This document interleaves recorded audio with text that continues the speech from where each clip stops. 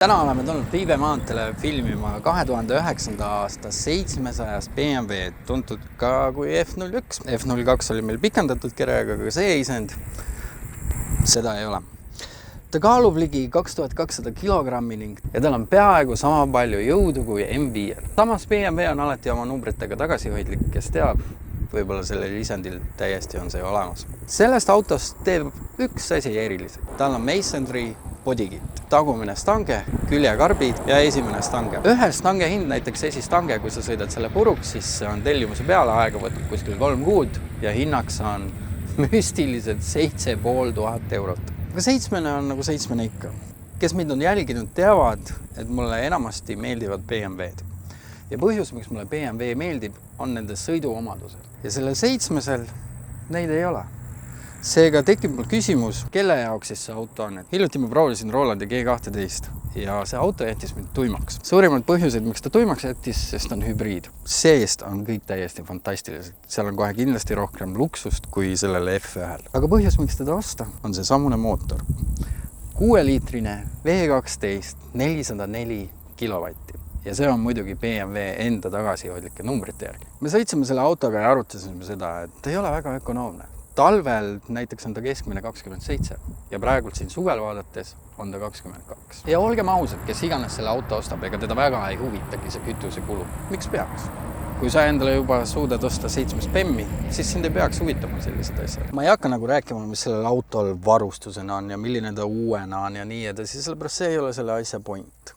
Tavaliste nende 7 S-klassidega ja Audi A8-tega või S8-tega on see, et see on maitse asi. Igaüks ostab endale täpselt sellise, mis talle meeldib.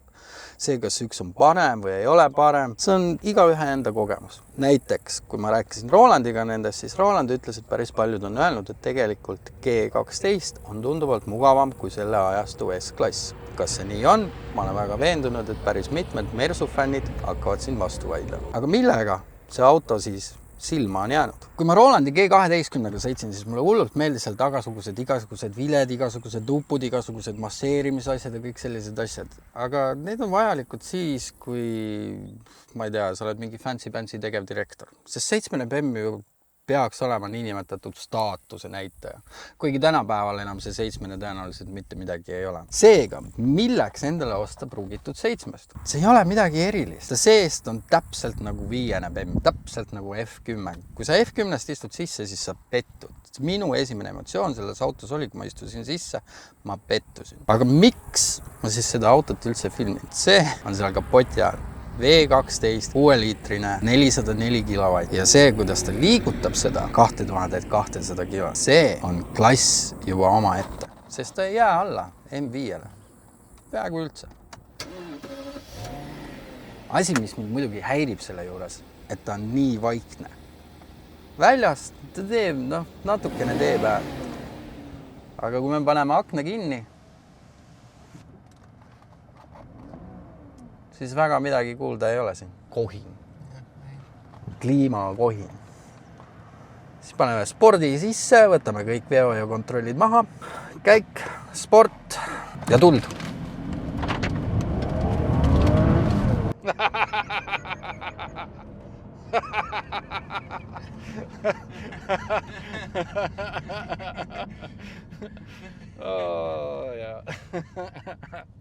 Ta ei ole igav. Aga selle 7-ga ongi see probleem, et sa ei talla ju teda kogu aeg. Et ma arvan, kui Heigo näeb neid videosid, kuidas rehv põleb, siis ega me palju ei põletanud. Tegelikult tal on Pilot Sport Plussid, need ju takerduvad niimoodi kinni, et see on täiesti ebanormaalne, sest praegult ka ega ta väga ju ratast ringi ei tõmmanud. Tulles tagasi siis sellesse isendisse, eks ju, et kes iganes selle ostabki sellepärast, et tal on mingi Masonry optik, sellepärast, et tuleb välja, et Masonry teeb ka mootoreid, aga sellel mootoriga ei ole mitte midagi tehtud. Ja mina nägin seda autot esimest korda, nägin Top Gearis. Ja Jeremy Clarkson on selles suhtes tuntud, et tollel ajal ta ei fännanud Porschesid ja talle absoluutselt ei meeldinud BMW-d. Ja ega ta selle auto kohta ka midagi erilist ei öelnud. Varustus on varustus, eks. Aga see varustus, sul on Mercedesel on see varustus olemas, sul on Audil on see varustus olemas, sul on isegi suurtel Lexustel olemas. Hiinas on see Honki ja Ameerikas on siis muidugi Cadillac. Neid autosid on teisi küll ja küll, millel on mingi erinevad viled ja asjad, aga nagu ma ütlesin, siis kui ma sinu autos esimest korda istusin, siis oli üliäge neid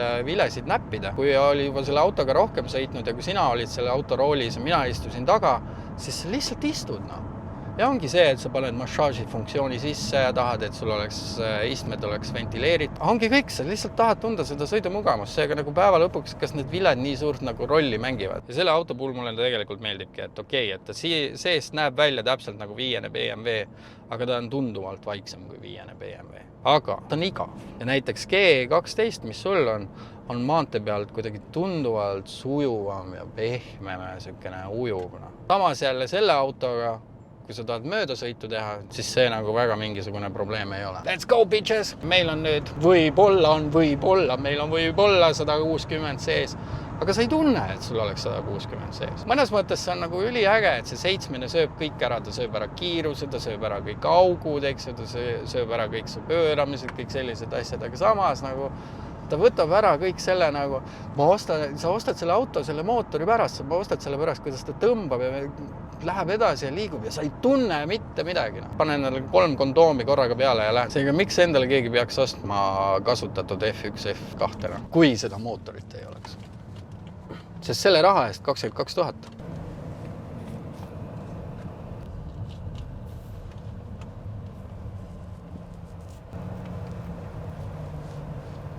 Aga see on nagu selline elustiil. Ja sulle endal on ka näiteks see G, eks ju. Ja nüüd peale seda, kui see kuldne kile on maha võetud sellelt 7. No ega tas midagi erilist ei ole enam ju. Rooli taga vähemalt küll mitte. Võib-olla nagu taga istud oma mošeeritud istmetes. Vaatad telekat, mida sa ei näe. Ja. Aga sellel peab ütlema, et ekraanide kontroll ja multimeedia kontroll on tunduvalt loogilisem ja kuidagi lihtsam ja parem. Ja mulle meeldib, et tal on füüsilised nupud iga asja. See mind häiribki nende modernsete autode juures tänapäeval. Kõik asjad on kuradi viidud digitaalseks. Kõik on, siis kui ma sõitsin 3 kuud, sõitsin Teslaga ringi. Ma nühkisin seda ekraani kogu aeg, sellepärast, et nagu sa auto kinni paned ja nagu on mingi teatud valgustus, siis näed, on räige sõrmejälgede teema ja ma ei saa, see ei ole minu jaoks. Et kui me seal sees istusime, siis sa juhtisid tähelepanu, et ma nussin teise inimese auto müügi ära, et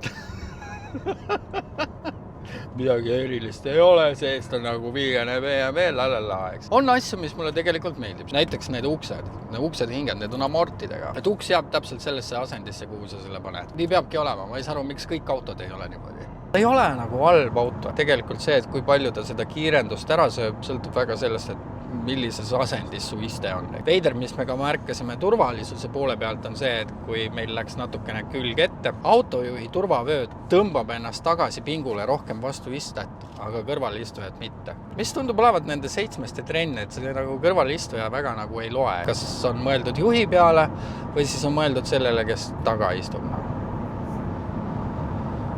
Et selle raha eest on siin nagu autot küll. Selle auto ostab inimene, kellele meeldivadki 7 BMW. Selle konkreetse isendi ostavad inimesed, kes on endale tahtnud seda 6-liitrist V12. See on muidugi individuaal, eks ju, siin on see armaturlaud on teissugune. Napanahast lagi on. Selles mingid väiksed asjad on. Ega see auto nagu ei ole kohe kindlasti sellisele inimesele, kes väga nagu mingeid kopikaid loeb või loeb, kui palju sul raha kuulub kütuse peale. Lähme võtame peale noore näitsiku. Mis ta sellest autost arvab? Nagu sa ise ka ütlesid, et kui sa väljaspoolt seda vaatad, eks ju, väljast sa ei saa aru, et sul on kõik carbon fiber.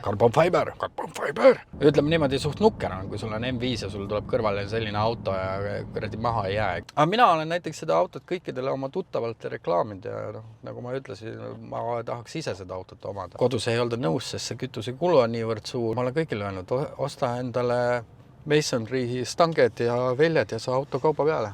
Et me siin nüüd huviga ootamegi, et mis sina meile nagu ütled. Mina ütlen seda, et täpselt sama iga kui Rolandise tee. Nii,